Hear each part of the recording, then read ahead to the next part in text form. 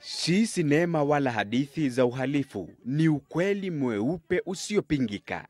Yaani katika karne hii, kwenye taifa lililo na uhuru wake kwa zaidi ya miaka 48, Wakenya zaidi ya 100 wamepoteza uhai wao katika muda wa majuma kadhaa.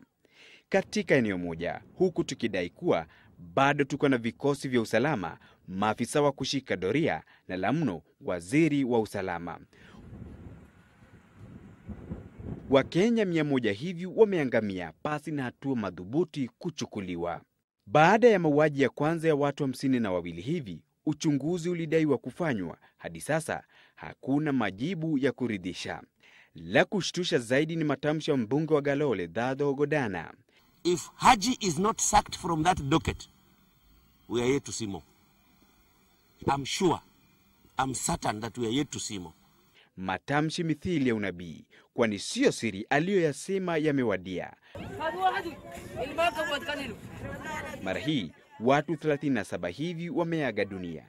Swali ibuka ni je, ni yapi anayoyajua kuhusiana na matamshi aliyoyasema siku kadhaa zilizopita? I'm sure, I'm certain that we are yet to see more. Si wewe tu unayeghadhabishwa na mauaji hayo. Leo wabunge kadhaa wa Pwani walikongamana na kukashifu mauaji hayo, ambayo ameiweka serikali kwenye mizani ya utepetevu wa kutolinda maisha ya raia wake. We cannot as government sit back and watch this happen. And I think time has come for the entire security apparatus of government to be overhauled.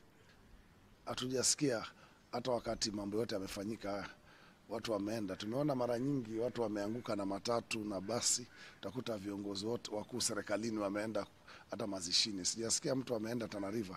Hawa watu wote ambao wanapigana, kuna watu wanachochea. Lakini siwezi kukwambia ni fulani, ni fulani, ni fulani, lakini lazima kuweko. If the people in the security agencies cannot do their job, they should get out of their jobs and let us get other people who can do their business.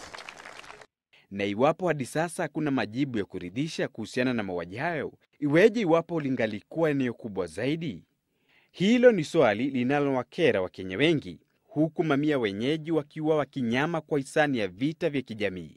Mkuu wa wilaya kutoka eneo hilo amewafuta kazi machifu 4 kwa madai ya kutojua habari kuhusiana na mauaji hayo.